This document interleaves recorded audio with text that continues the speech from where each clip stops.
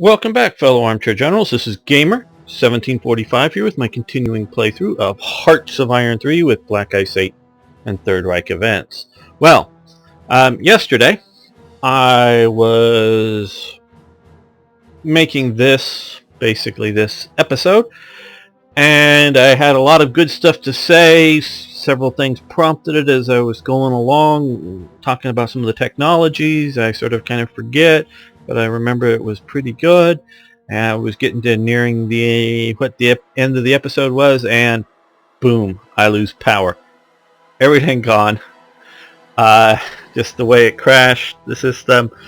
The recording was bad. And even if the recording, if I could have somehow ended the MPEG file properly or something, I'm still going to have to replay half the game or more because there was no save. So I was very frustrated. So I just had to stop trying to play, and so we're back to playing today. This is basically going to be a do-over of what had happened last time to one degree or another. So, and of course you didn't see the original, but such is life, you know. Okay, radar for capital ships has advanced. That's good.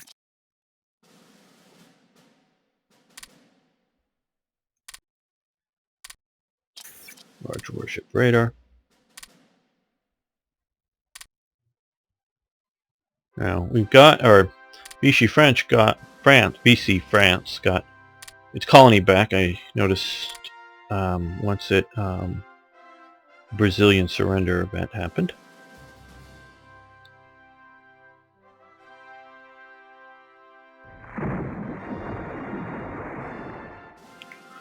I did take the advice, I think it's Lucas. Oh, sorry, I forget your full screen title.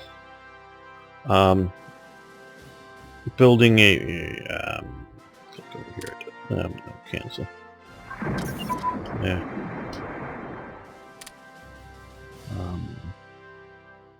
Back to here. Building some capital ships, the Ludendorff, von der Tann, and Friedrich Karl. Obviously, as well as some others. They'll get into the production, active production, once we get a few more of these equipment items out of the way. So obviously it won't be long. As you can see, some of these are just days away with major ICs. So I do take advice from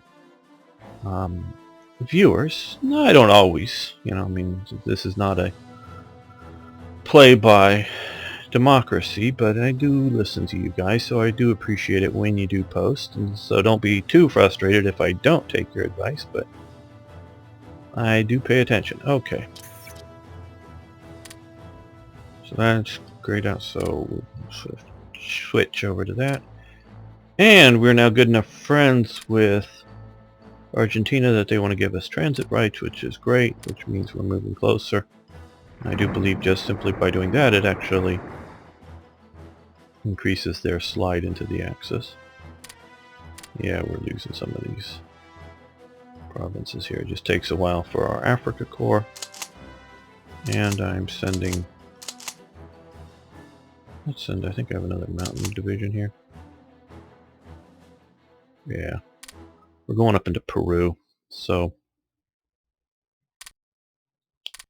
Peru. Oh no, sorry, Bolivia. Well, we may go into... Well, we are probably going to go into Peru as well. Peru and upper parts of Bolivia are very high altitude places. So let's think ahead here. Now this is theoretically a mountain headquarters, but a lot of Jaeger units, which I think will be useful in the Caribbean.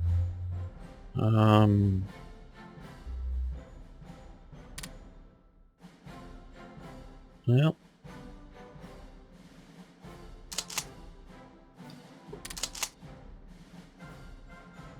so they're all sort of mixed. Okay, well, let's send you over here. We'll see about disentangling some of the Jaeger units out. So I'm going to light these maybe in Mexico as well. Yucatan is jungle. Cuba, well,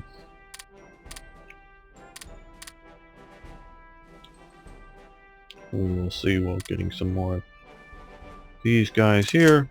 Everybody aboard the boats. Picked up everybody there. Okay. Now we're going to overload this port probably a little bit here, but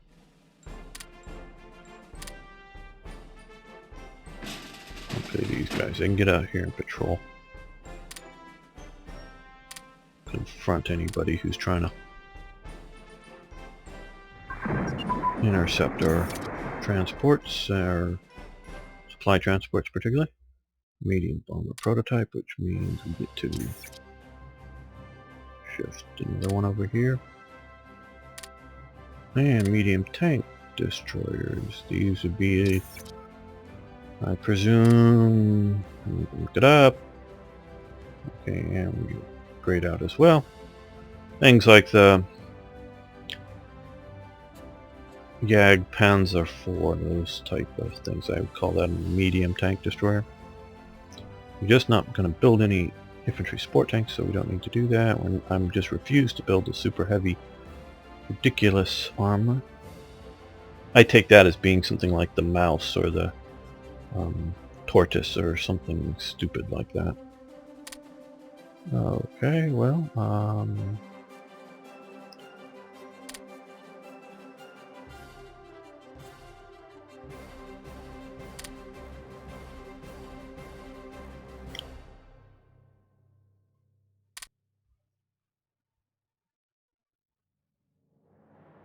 do extreme terrain because we're going to, like I say, go into Peru, jungles in the Yucatan, as well as fighting in the, you know, New Guinea and places like that, where the Americans. Oh, they had a revolt here against the Italians, it looks like. We were there to help fight that. Okay. Now.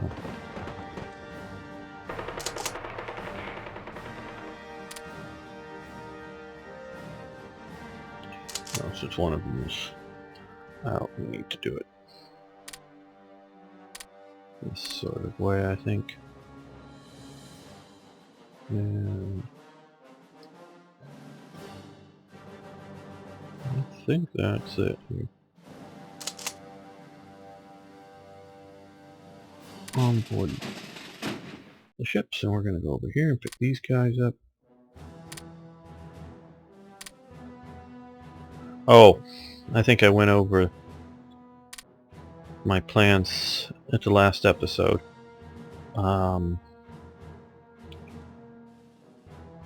Which of course you're not seeing anymore. So I've made a decision, and I think I'm going to stick to it, is I'm not going to invade Nova Scotia or New Scotland. At this time, I was sort of thinking about that. That's why I brought this second armored corps over here to follow along behind the Marine invasion and at least create a you know, another peninsula sort of holdout zone. Partially because of that. And man, I guess it was maybe also the beginning of that episode, I forget, that my reconnaissance saw like 30 destroyers squadrons, 6 or 8 heavy cruisers that were Canadian, all in Halifax. So they might be able to take this. I don't know that they would have, even if especially if I was backing it up with the air and the air support there, but it would have been a serious fight. And so I decided not to get pushed into that. trying to remember what I said when, but if I were to come in here, and I've tried a couple times, but they just send enough ships by and stop any movement up to here. But across this water, I can myself move ships to this province to keep the islands secure if needed. You can see where the Canadians are, the heavy cruiser. So I can keep this secure here. But if the US were to send up a huge force here, I could probably hold here. I have reasonable expectations of doing so. But if I get in here and it's weak and they crumble, and I sort of race down into the northern part of the US, I might be facing a massive US push, and if I'm not ready for it, they could destroy my expeditionary force. Could, not saying would, but could. That could be, if they don't destroy it, but push it into a pocket somewhere that I can keep supplied via a port. That might be alright, because by that time I could do an invasion into southern Florida, and even if they come down here and say create a defensive line, I can do further invasions and cut them off, and then do invasions here, which if all their forces were up here, they'd be totally unprepared for. But right now, and I have not cheated, I do not know what America looks like in here. There could be I believe there's some very good and effective U.S. armored division somewhere that I have not seen. I think most of there are American forces here, I believe, that have taken it away from the Japanese. I believe most of them are like U.S. Marine Division type units. But I don't know for sure. There could be a huge stack of armored divisions set up here, getting theoretically ready for moving against Japan or something. So the U.S. could be rather defenseless. I don't know. I'm going to be cautious about this, so I've sort of delayed plans of invading the mainland for the moment. Not for, any significant length of time. What we're going to do is we're going to move here, get the well, what are these called collectively? These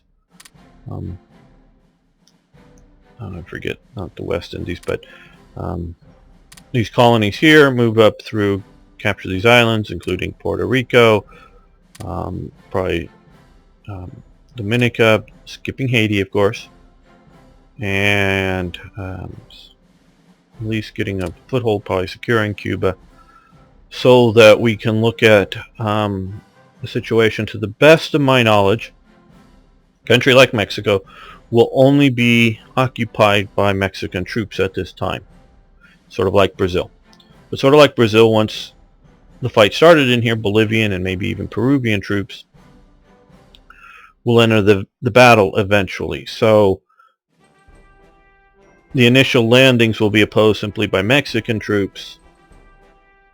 At some point, I do believe we'll see American troops entering the battle, but I would like to get a secure basing here and be able to do landings here, while at the same time trying to push in through Canada into the United States, sort of for a three-pronged attack, with doing sort of the opposite of, this is in essence the same strategy that the Allies used against the Axis. They came in here, secured the North African coast, and then obviously, as we all know, Sicily, then Italy, and amphibious invasions. Eventually, as the Germans pulled out through here, they actually successfully pulled out a fighting withdrawal back from Sardinia, because before the Sicily invasions, they didn't know whether it was going to be Sardinia or Sicily or Crete or Rhodes, theoretically. They were all sort of, they're all fairly good options. You don't need to, but it would be best to take one of them, because if you go straight to the mainland of either Greece or Italy, having these islands allows you to, with air power, strike at the convoys and the shipping directly. Not that you can't fly off the mainland, but it just makes sense. You need to take one of these 4 islands effectively. Rhodes is maybe the least likely, but if you're looking at a supply transportation line up through here, that could be doable, but you really probably would take Crete. Again, that's why this nice historical unit, which we haven't moved off the island yet, but was formed so that you're defending. You probably would take care to move into there.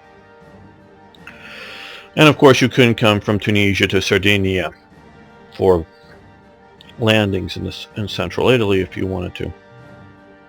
Now they came the historical route.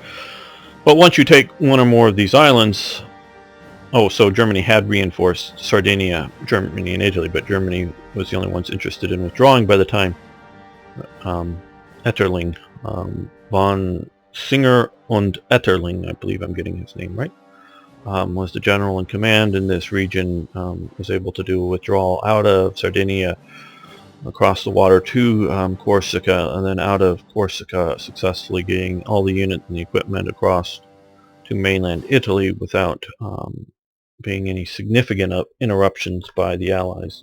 So it wasn't just a D-Day situation where you get the men out. No, they got their equipment out in a setting ready to fight again. So they were able to withdraw that. But so we're in essence, where do you land?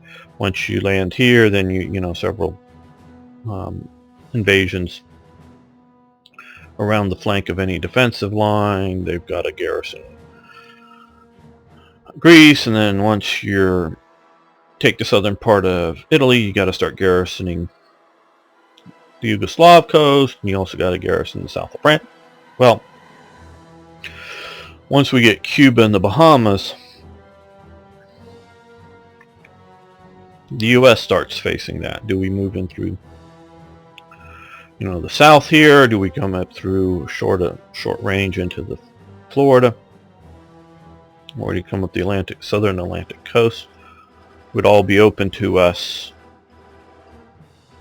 And if, once we're in Mexico, even if we're holding here, and they move in large corps in here, and we got some sort of defensive line here, we can come out of the ports and attack directly into Texas. So by doing that, you really sort of done the reverse move. Now, one thing is, I'm just looking here, and we haven't done, and I probably should, because it's maybe defended, but not terribly well. We should take Bermuda. That would be a good move here, though. My next move is going to be after Greenland. So once we get Greenland, we're going to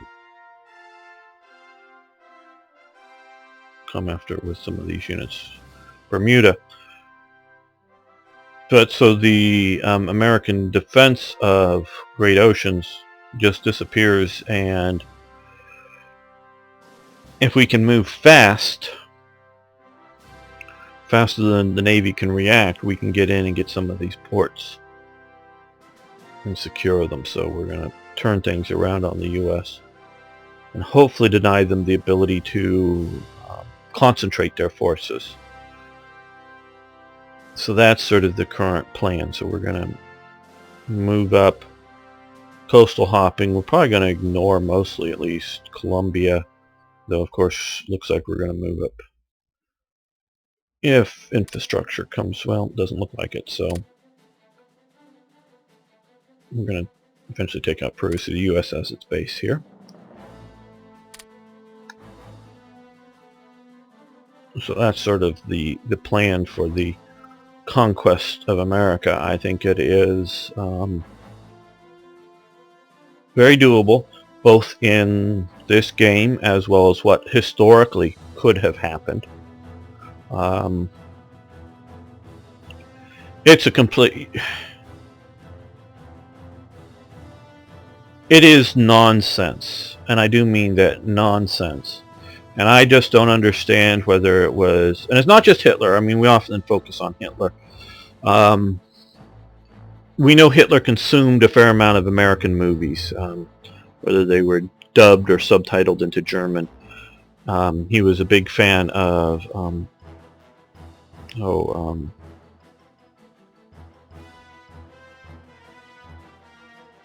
oh man, the name is slipping. The gangster guy, not one of the gangsters that he invited over, and oh boy, the name just went out of my head. Sorry, I'm picturing his face, but not all the movies. And he said, well, like there's already one gangster is enough for something for Germany or something in his reply to Hitler after Hitler's personal invite to come and visit Germany. So he had some vague idea of America, and obviously he had a map. I'm sure he had atlases, I'm sure, and photo books and whatever else. But, and yeah, we're looking at a map which isn't quite the globe, so it's sort of distorted. But it is ludicrous, even from Britain, even if you have Britain in under control, like we do, to think that a bombing campaign against America is even going to be marginally effective in any sort of real way. Yeah, so the American bomber project. Now, couple that with nuclear weapons, and you can build multiple bombs, not just 2 or 3, but build a bunch of bombs. That changes. But if we're talking about non-nukes, any America bomber thing, it just ain't gonna work.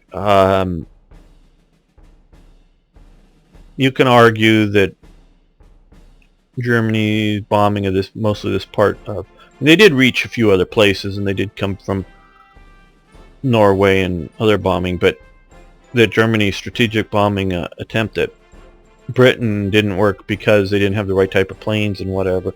Because obviously the US and Britain together were pounding Germany. Didn't win the war alone, but man, it sure affected Germany negatively in many ways. That with the right type of planes, you could have pounded Britain potentially into surrender. But even if you have, quote-unquote, the right type of planes, meaning ones that can fly and carry a decent bomb load and go back and forth, and somehow could make it without being too heavy losses from American fighters and such, they just don't get the scale of America. I'm sorry. They just don't get the scale. As you can sort of see here, the lines, the states... This is 50 countries, 50 states. Remember, state is what... Belgium is a state. It may sort of be 2 nations, in the Flemish and the Wallonian nation. There's like a Dutch nation, and I would say a German nation. Today we may be creating an Austrian nation, but the German nation, which sort of is a... it's a sort of a ethnic kind of thing, where when there was a East and West Germany, those were 2 states, 1 nation, if you understand the sort of arcane terminology of the differences that people often use. So, Germany has now been unified. Austria is still sort of part of the German nation culturally, if you will, though it's its own state. It has its sort of own raison d'etre to some degree of being, we talked about that before, of that. Well, you got to realize this is 50 states. Now, it was 48 at the time because Alaska was basically unpopulated. Most of the population was down in here. And Hawaii wasn't populated like it is today, but was fairly well populated, but mostly by people that well, they had American citizenship, but weren't so ethnically Americans in the sort of Anglo sense, if you will. Don't want to slight them. I'm not. It just, they weren't yet part. They were sort of like Puerto Ricans are today. All Puerto Ricans are American citizens. Now, many millions have now recently moved to Florida because they can just do so, like Scots can move to England. But Puerto Rico is a province, so it gets no voting for the U.S. presidency, because to vote for the U.S. presidency, you have to live in a state. Okay? To vote for the United States presidency, you have to have a residence in a state. Now, you can be overseas and do a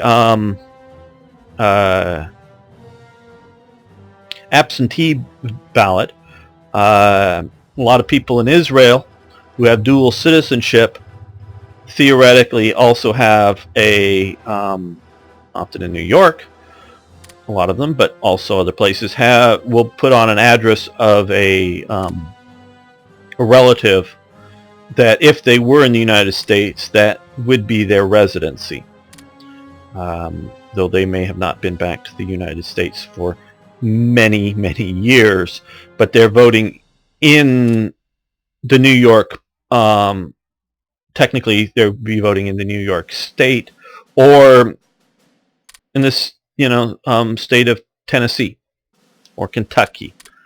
That's where they would technically be voting, even though their, shall we say, permanent residency is here. Or theoretically, someone can be an American can be living in Paris and have parents, children, cousins, somebody else to say, oh, well, if I was back in the United States, but my address of convenience in the U.S. would be, somewhere over here somewhere. So you can do that. But if you don't have that, if you are a resident in a territory of the United States, but not in a state, you don't get to vote for president. It's just one of the quirks of our laws. You have to be, the Electoral College is made up of people from the states. So people who live in Washington, D.C. proper, not just outside of it in Maryland or Virginia, but in Washington, D.C. proper, don't get to vote for the President of the United States. So the people in our capital, and it's just made this way, don't think that there's a whole push to get them they get to send somebody to the United States House of Representatives as an observer. They don't get to vote on anything. They have no legislature power. But this was, and I know a lot of people want them because the level of people living in Washington, D.C. is literally more than some of our states. There are more people living in our capital than some of our states. But they don't get to vote for the presidency. And this was set up to keep the capital itself. Now it hasn't happened so much because there is huge amounts of power with lots of lobbyists, but it was specifically set up to keep our capital from becoming an overwhelming center of the United States, because it's the United States. It's not America, it's the United States. It could become the United States of other places, like say if we, instead of setting up and giving the independence to the Philippines, they could have become a state, or like a North and South Philippines. It could theoretically grow, but it is the United States. It is not France, with Paris as, shall we say, sort of France is the overwhelming center of power in France, and that's fine for France. It's the way France does things. This is not a slam on that, but it was specifically set up, and it was meant that, yes, this is where the government met, come together, have their thing, and then everybody was sort of to go home, because it was set up that Virginia would be run from Richmond. Where's Richmond? It's in here some Richmond. It would be run from Richmond, its capital, and so on and so on. The United States would be run from each of its states' capital. This was just sort of when they got together for a few months out of the year. They get together and figure out what they're all sort of going to, get things coordinated together. Then everybody was going to go home. That was the way it was meant to be. So if you hear about disenfranchisement from talking to either Americans or foreigners, about people in Washington, D.C. Well, if you want to vote for the president, get the hell out of the Capitol. That's just the way it is. Live outside of the Capitol. Don't be in the Capitol if you want that. That is how it's set up to be. There are a lot of people that live there, but if they want to vote for the president, go or have members vote for somebody in the Senate or vote for somebody in the House of Representatives. Get the hell out of the Capitol if you want to have that influence in the United States of America. This was to be territory. It was originally a square, but partially because of the American Civil War, the Alexandria part across the river is part of the state of Florida now and no longer part of the capital, though a lot of people live there and commute across back and forth the river. Sort of like lots of people live here in New Jersey and just literally cross the river and work in New York for different, they have different taxes, and it's much cheaper to live on the other side of the bridge. Sort of that setting up here. So this was meant to be a Federal Reserve, but outside of the United States. Not outside of the country, but outside of the states. Well, so this is sort of like the Puerto Ricans don't get to vote for president. At the time, World War II, the Alaskans and the Hawaiians didn't get to vote for president. And today, some of these, the Marianas and Samoa and wherever, they don't get to vote for president because, although citizens of the United States, they are not resident in a state of the United States.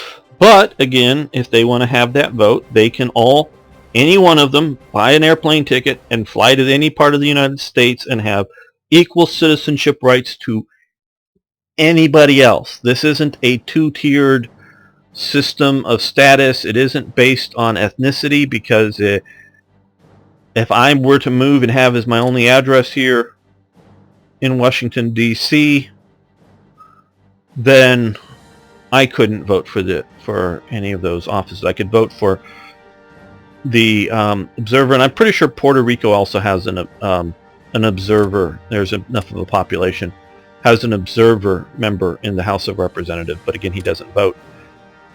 Now, there's reasons.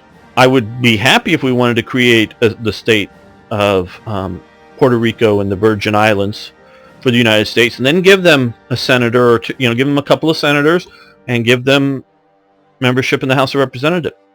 I'd be happily fine with that. This is not any sort of slight on them or some sort of imperialism. It just, you need to be a state. So if I were to move to Washington, D.C., I couldn't vote. Now, if I, say, worked for a congressman or senator and still kept a residency way back here in California where I live, but also lived daily, had two addresses, then I could vote absentee from my California residence. And that's how it's theoretically set up to be. Just a little political science. I'm sure it's more than you wanted to know. But so back to the topic at hand. Hitler just didn't understand the scale of America. Like I say, there's 50 nations here, 50 countries, to use other terms, because people often think of a state as a province. And sort of with the new Hearts of Iron 4, a province being a big area and a well, no, they're now sort of doing states and provinces as well. But a province is sort of a region. These are equivalent what we're seeing here, which are somewhere, because a bunch of these, especially the western states, there's like a bunch of counties that are all grid squared off. These are more reasonable region for playing the game purposes. But those are on the scales of what we often call counties, though often our counties are smaller than what maybe provinces would be in other parts of the world. Those are provinces. So the scale, meaning if you were to come in and pound New York into all 5 boroughs of New York into rubble, There's still massive amounts of industry over here in Newark. There's up this river. There was a fair amount of industry. There's New Haven and Hartford, Connecticut. Here were massive armaments production at the time. Like companies like Colt and Winchester are from there, firearms. New London was shipbuilding country at this time still. And so yes, you could pound all these, and you could pound these, and you could pound these, but you're still not even getting into the heartland of the industry here. So the idea that anything short of nukes and a lot of nukes, you're not going to, I would say, significantly change the outcome of war with strategic bombing from Europe.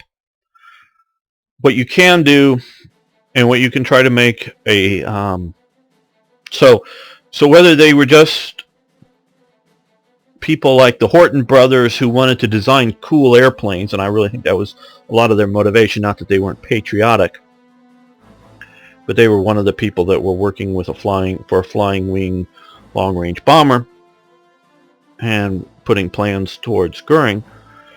Whether that whole process was just that they knew the war was lost and were just trying to please Hitler, come up with some plans to please Hitler, or whether the whole Luftwaffe high command thought they could somehow change the outcome of the war by creating bombers that would bomb America, they're just deluding themselves. And whether the German army, and I don't know how well the army should know bombing campaign effectiveness or whatever, so at some level the whole German upper echelon just didn't understand it. Now maybe they were really thinking, maybe it was such a dark secret, that the nuke program that the Germans were doing,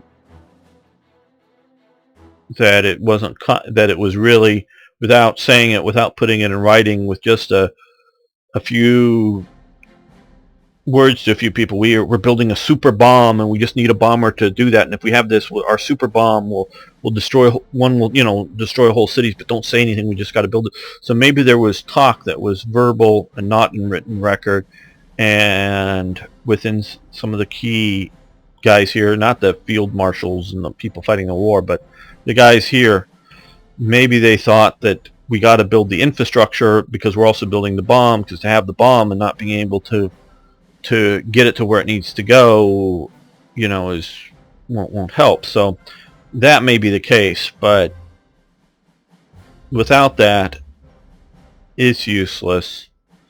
So plans to do those type of programs weren't going to win you a war. Now, I will say this as a caveat.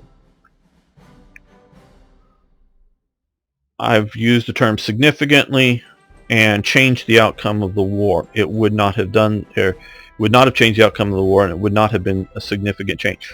But what it could have done is if you could figure out how many, theoretically, how much leadership it would take to design the bomb, or not the bomb, but the airplanes, and and even if like Germany's winning the war, sort of this, but without getting across the Atlantic yet, or even losing the war, but how many leadership points it's going to take to research and build the planes, and then how many ICs it's going to take to build a few squadrons of the airplanes, jets presumably, but could be long-range propeller-driven things, and then fly them over to here and bomb a few cities. What that would have done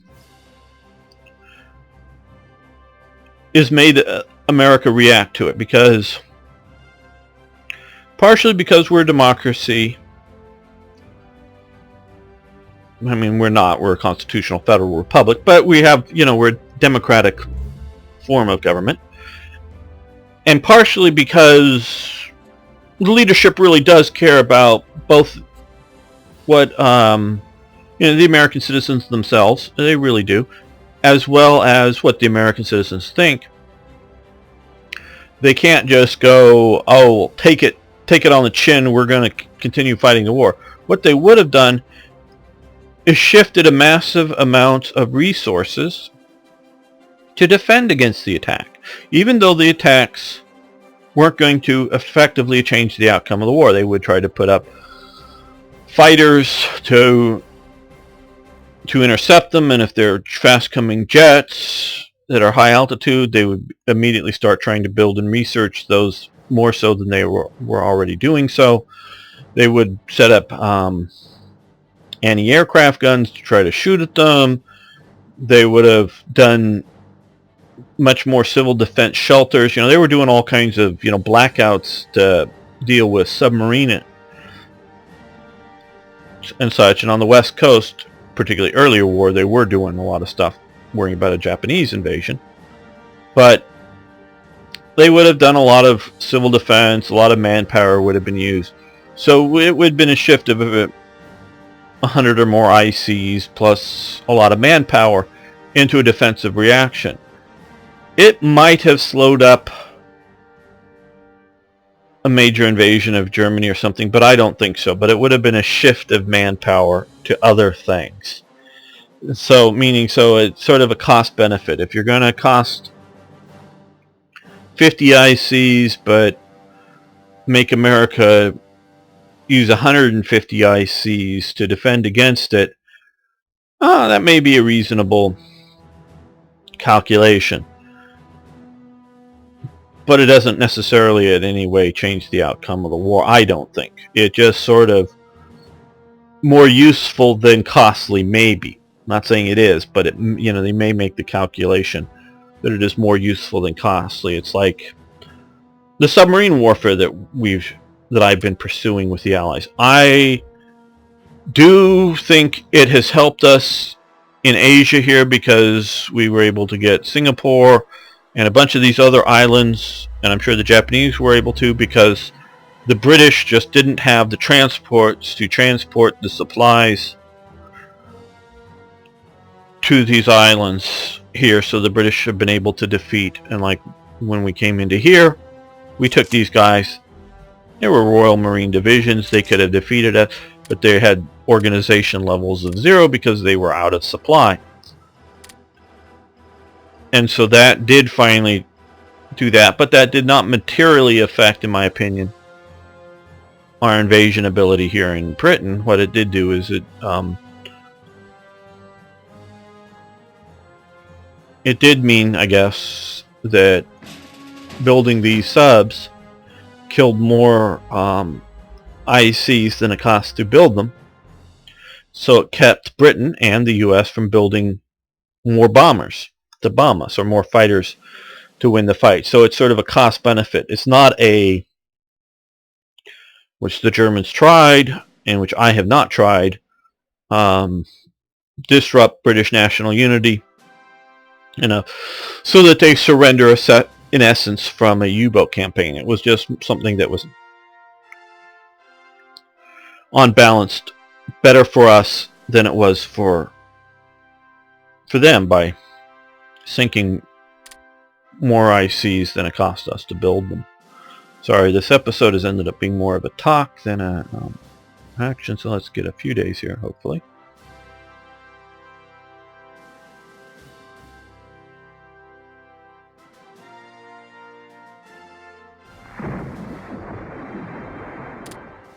Okay, we won against Egyptian nationalists.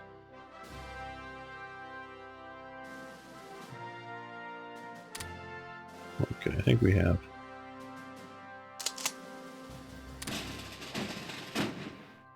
Onto the grass spree. Let's do all of these divisions if they can.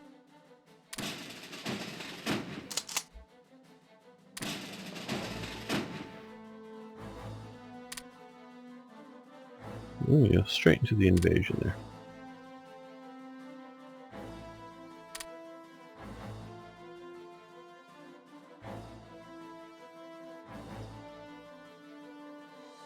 Well, these guys board the boat.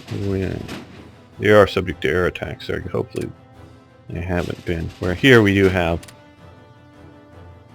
a fair amount of We're gonna go up to here. Yes, rebase. We're gonna take out Greenland if we can. To that last long attack that they didn't lose organization. Okay, we're gonna let those guys go. Heavy tank destroyers. Heavy tank destroyers, I take that to mean things like the Ferdinand / Oliphant and the Yag Tiger. Reasonable vehicles though, starting to get on that edge between reasonable heavy vehicles to too heavy to be, you know, effective. We'll do fighter bomb improvements.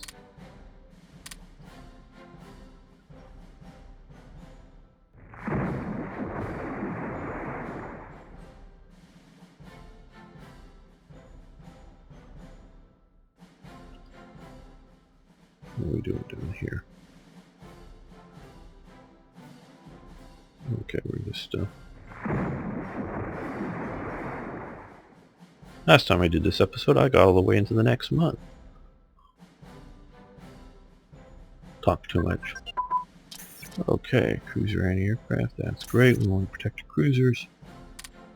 And grayed out.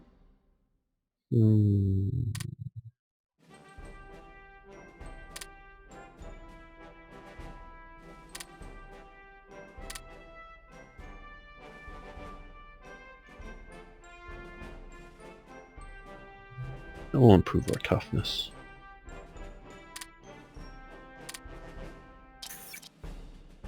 Production. Oh, we need a lot of these reinforcements right here. Not sure why, but we do.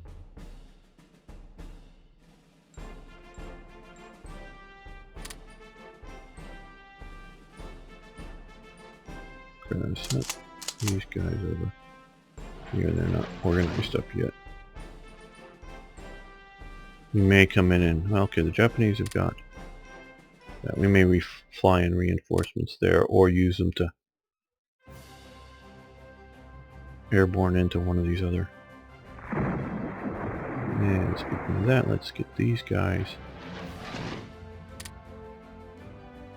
over here and have them start organizing up.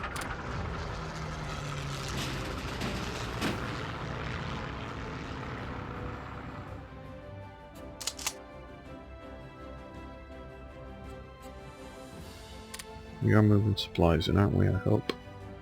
Hope we are. Yep, good. And here. Okay.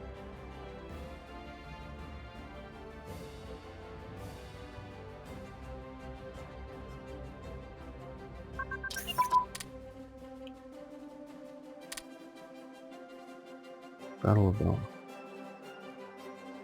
Albina. Okay. Albina. Okay.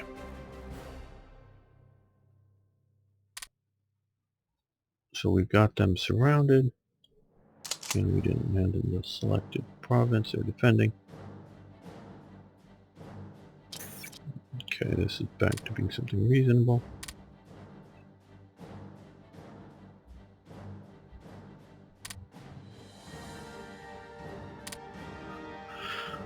Bunker penetrating bombs. Okay. So you always have to, and I know I'm just training armchair generals here, but look at cost benefit analysis on things for like strategic bombing. I think it's been shown conclusively, and even in the smart weapon age, you can't win a war with air power. I'm sorry. I know there's a lot of people that think, unless you're just going to really nuke everybody, and you can, that's the way to do it. I'm, you know, really sort of sick, again, getting on politics, sick of America constantly going in and spending American lives to, maybe with bad policies, but really trying to help the Iraqis out. I don't think the Iraqis were really ready for democracy. They were ready to vote for their party, their faction, their whatever, but they weren't really ready for democracy. But we tried. Going in there and spending all the American lives, and then not having either other, the other allies stick with us, or have the locals step up in with us that, drop a few nukes on a few of the bad guys somewhere someday, I think wouldn't be a bad thing. And then if you don't like it, well, then you clean up your own neighborhoods. But off of that, then smart bombs, even with smart bombs, they don't win wars. They may be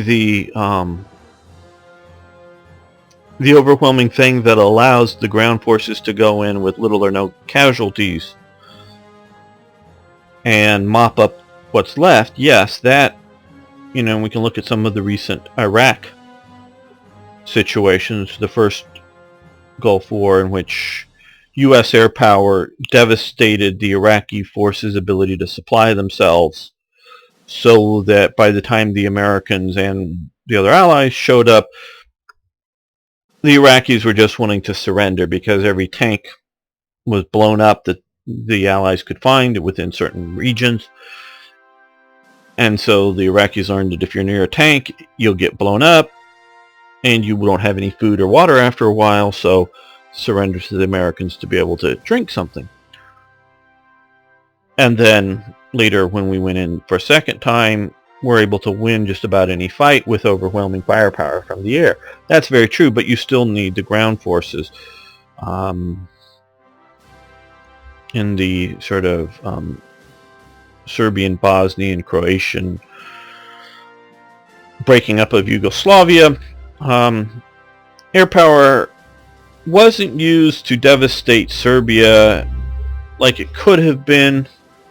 It was used to punish and destroy targets, but the Serbs just learned to create false targets and, again, stay away from them.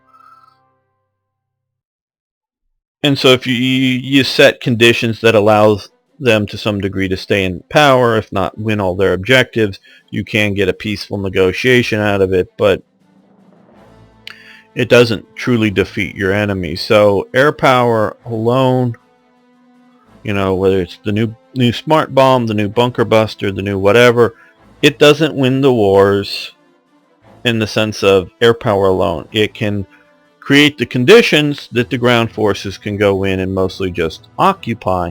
That, yes, and more so now with the smart weapons.